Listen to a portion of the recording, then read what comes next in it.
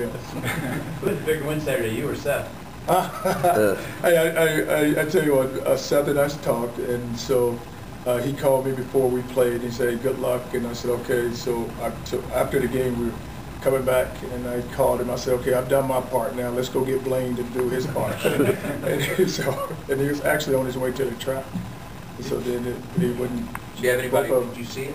Yes, we had a chance. I ran in the FBO, and everyone was standing there and was watching it. And then, everybody was yelling for us. And yelling, which is a great horse. It's unbelievable just to watch those two match up and go win it. I think may have been the only one yelling for Blaine. And Fourth down. It was good, though. I was so happy because you look at it, it's the 100th year anniversary at Cleveland Farms, and for Blaine to go win a horse that was raced out there on the farm it's so good, and it's so good for Seth because he's such a good person. Man, you're catching all this thoroughbred stuff. Hey, can you go back to South Florida a little bit? Their first two conference games, I think they didn't score off with a touchdown. Maybe just progressing similar to the way you have. What do you see in them? Oh, they are, and I think that just with them, just identity-wise, those first two conference games, just really with a new head coach trying to find themselves offensively. But the last two, they played very well. They're an experienced team. You look at their quarterback, who was a starter last year, similar to our quarterback who was a starter. So they have enough in place where this is going to be a really good challenge for us, a tough challenge for us. Dominique Brown was back on kickoff returns last week. Was that because kind of, Jeremy was going to be sharing the load at running back and you wanted, just somebody else who wasn't going to be every down? Well, what we try to do with Dominique, he needs a place because he's so athletic. So not only was he on kickoff return, he's on kickoff, he's on punt. So what we're doing is he's getting sprinkled into the special teams, and he's getting a lot of playing time now. 2 for 2 on fourth down conversions, 2 for 2 in red zone offense after struggling. Can you expand a little bit on what blossomed this? The fourth down, it was just that point in the game where we needed to get us a score. And it's not that I didn't have, and I told Philpott after the game, it's not that I didn't have confidence in you. We needed to go convert that fourth down. So, and you look at it, we converted the one to Andrell. He catches the ball, and then the next play we throw a touchdown to Chichester.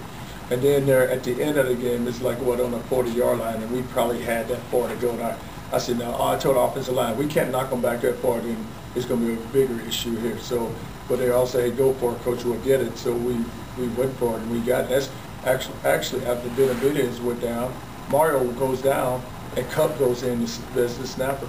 But and that ran more time off the clock. So then when we punted the ball down there, I think they may have had like 35, 40 seconds where I just didn't think they were going to score on our defense. And I probably could have punted it down there with a minute and 30, but I didn't think they could drive the ball on the defense to go score. Is there any sense on whether Mario will be available? No, not yet. I think all those guys will get looked at today or tomorrow. Does that send a message to your team that when you decide to go for it at your own 40-yard line to win the game?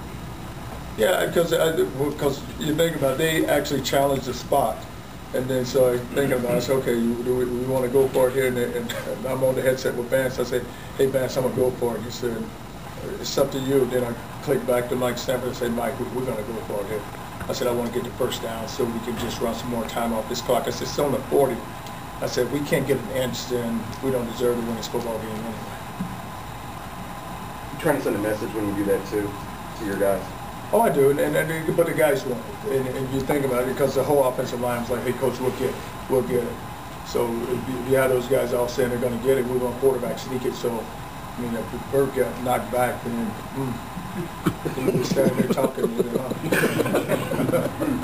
Well, Philpott also, will he continue to punt? And did Josh tweak something in his hamstring or something like that? Josh had, we were at practice one day, and I think he rolled an ankle, so it's his plant foot, so he can't put much pressure on it where he has to plant and then punt the ball. But when he gets back, he'll be back punting. Anything else? All right.